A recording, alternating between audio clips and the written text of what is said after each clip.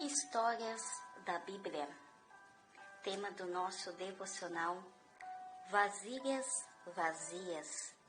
2 Reis, capítulo 4, versículos 1 ao 7. E uma mulher das mulheres dos filhos dos profetas clamou a Eliseu, dizendo: Meu marido, teu servo, morreu, e tu sabes que o teu servo temia ao Senhor. Veio o credor para levar os meus 2 filhos para serem servos. E Eliseu lhe disse: Que te hei de fazer? Dize-me, é o que tens em casa? E ela disse: Tua serva não tem nada em casa, senão a botija de azeite. Então disse ele: Vai, pede emprestada de todos os teus vizinhos vasilhas vazias, não poucas. Então entra e fecha a porta sobre ti, sobre os teus filhos, e deita o azeite em todas aquelas vasilhas, e põe à parte o que estiver cheia. Partiu, pois, dele e fechou a porta sobre si e sobre seus filhos. E eles lhe traziam as vasilhas, e elas a enchia. E sucedeu que, cheias que foram as vasilhas, disse ao seu filho: Traze-me ainda uma vasilha. Porém ele lhe disse: Não há mais vasilha alguma. Então o azeite parou. Então veio ela e o fez saber ao homem de Deus. E disse ele: Vai, vende o azeite, paga a tua dívida, tu e teus filhos vivei do resto. A Bíblia faz questão de mencionar a história de alguns homens de Deus para que nós possamos ser inspirados por eles. Mulheres também trazem essa inspiração nas Escrituras Sagradas. E um desses homens foi o profeta Eliseu. Eliseu foi discípulo de um outro grande profeta chamado Elias. Para vocês terem uma ideia, a Bíblia narra que cerca de 7 grandes milagres que Elias fez, incluindo a multiplicação de comida, a ressurreição de um jovem. Ele abriu o rio Jordão com a sua capa, fez fogo cair do céu, e só para completar, Elias ainda foi arrebatado até o céu por um redemoinho. Será que Elias foi um homem de Deus? Sim ou não? É claro que foi. Só que tem um pequeno detalhe. Antes de Elias ser arrebatado, ele perguntou para o seu discípulo Eliseu: Escuta, o que você quer que eu te faça? O que você quer receber de mim? Então Eliseu respondeu: Eu quero uma porção dobrada de tudo aquilo que você tem. Eu quero o dobro da sua unção. Eu quero o dobro do poder de Deus que está sobre a sua vida. Se você parar para analisar, foi justamente isso que aconteceu. No final da história, enquanto a Bíblia narra 7 milagres de Elias, ela fala sobre grandes 14 milagres que Eliseu operou, incluindo esse que nós acabamos de ler. Aqui nós vemos Eliseu multiplicando o azeite de uma viúva pobre. Você consegue imaginar a gravidade da situação que aquela mulher se encontrava? O marido dessa mulher morreu e deixou uma dívida praticamente impagável. A dívida era tão alta que os credores estavam indo tomar os seus 2 filhos como escravos. Era uma situação de extrema urgência. Imagine o desespero dela. Ou ela arrumava o dinheiro, ou ela nunca mais veria os seus filhos. Foi nessa hora que ela decidiu clamar a Eliseu por ajuda. E aqui nós aprendemos pelo menos 3 lições importantíssimas. A primeira lição é que aprendemos que temos que clamar ao Senhor. Deus não mudou a maneira de ser. Ele ainda continua sendo o mesmo. Ele ainda realiza o impossível. Infelizmente, quando passamos por várias provações, a dúvida parece insistir em rodear os nossos pensamentos. Para todos os nossos problemas, Deus sempre tem a resposta.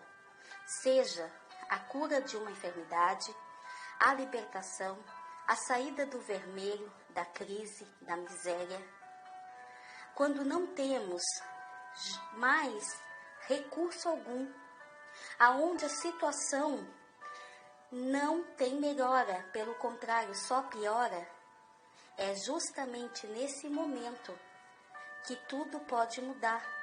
E o que precisa acontecer para que haja uma mudança? É preciso que nós venhamos buscar ao Senhor. Esse não deve ser o nosso último recurso, precisa ser o primeiro e principal recurso que nós temos. O próprio Senhor Jesus fez questão de nos ensinar em Mateus 6,33. Buscai o reino de Deus em primeiro lugar. Quando Jesus escolheu os 12 discípulos, a Bíblia diz que ele passou a noite inteira conversando com o Pai. Pela manhã, ele se levantou e foi chamá-los. Quando o Senhor Jesus estava prestes a ser preso e estava em total agonia, ele clamou e chamou a Pedro, Tiago e João para irem orar juntamente com ele. Quando a dificuldade chega e bate à nossa porta, primeiramente nós temos que clamar ao Senhor e deixar que Ele venha fazer o milagre na nossa vida. Não podemos deixar a dúvida entrar, porque aonde a dúvida entra, ela semeia a semente do mal, do desânimo, da derrota. E com certeza, aquilo que tinha tudo para dar certo passa a dar errado, porque a dúvida fez um estrago. A segunda lição que nós aprendemos, que Deus usa o que nós temos nas mãos. Aprendemos com a viúva que Deus usa aquilo que nós temos nas nossas mãos para que o milagre aconteça. Naquela casa, note bem, Eliseu perguntou para a viúva o que ela tinha em casa. O versículo 2 diz assim: Eliseu lhe disse, que te hei de fazer? Dize-me, é o que tens em casa? E ela disse, a tua serva não tem nada em casa, senão uma botija de azeite. Primeiro ela olhou para o que ela não tinha, e só depois ela se atentou de que ela tinha sim alguma coisa. Quantas vezes nós também agimos dessa maneira? Quantas vezes ficamos tão preocupados com aquilo que nós não temos, ao invés de focarmos naquilo que nós já temos? Seja pouco o que você tem hoje, já é o suficiente para Deus operar um milagre. Lembra da multiplicação dos pães e peixes? Com apenas 5 pãezinhos e 2 peixinhos, Jesus alimentou aquela multidão. Com o que Jesus tinha em mãos, ele usou pouco para operar um grande milagre. Todos foram saciados e ainda sobrou. Outro exemplo foi Moisés, quando estava sem saída. Logo atrás deles vinha o exército egípcio com toda a sua fúria. À sua frente existia o Mar Vermelho. E qual a solução para esse momento? O que Deus falou para Moisés? O que você tem nas mãos, Moisés? Moisés tinha um cajado, uma ferramenta simples usada para o trabalho. Já foi o suficiente para Deus usar esse instrumento para livrar o seu povo, para abrir o Mar Vermelho, para fazer sair a água da rocha e para enviar as pragas do Egito e para liderar uma multidão de escravos e transformar aquela história num grande e maravilhoso livramento de Deus para aquela nação. Lembre-se, meu querido, o pouco nas mãos é só o pouco, mas o pouco nas mãos de Deus se torna muito. A terceira lição que aprendemos, o milagre vem da fé. Depois de tudo o que ela tinha passado, aquela viúva, ela tomou uma atitude de fé. Ela foi e buscou aquelas vasilhas. Ela conseguiu emprestada com os seus vizinhos. Imagine só. Outrora, quem sabe, pela necessidade que ela estava padecendo, pelas dívidas impagáveis, quem sabe ela recorreu à ajuda desses mesmos vizinhos, batendo à sua porta e pedindo um bocado de pão. Hoje ela toma uma atitude diferente. Ela vai, bate a porta e pede vasilhas vazias. Olha a diferença. A Bíblia diz que o óleo começou a ser multiplicado. A Bíblia diz que foi tanto óleo que deu o suficiente para ela quitar as dívidas e depois viver do resto, daquela sobra. E aí, ela viveu com seus filhos pelo resto da vida. Meu querido, minha querida, qual é o tamanho da sua fé? Você tem fé para encher quantas vasilhas? Essa sua fé irá trazer a solução para os seus problemas conjugais, para você ver as suas dívidas quitadas, para receber a cura de uma enfermidade. Use a sua fé para romper em milagres. Alimente a sua fé para que o sobrenatural aconteça. As vasilhas para aquela viúva estavam relacionadas com a provisão que ela precisava naquele momento. Só que hoje essas mesmas vasilhas para nós podem significar outras coisas. Também pode significar as suas finanças, pode significar o seu casamento, o seu trabalho, o seu ministério, a sua saúde. O nosso desafio é diário e é preciso que nós venhamos levar tudo para Deus e confiar nele.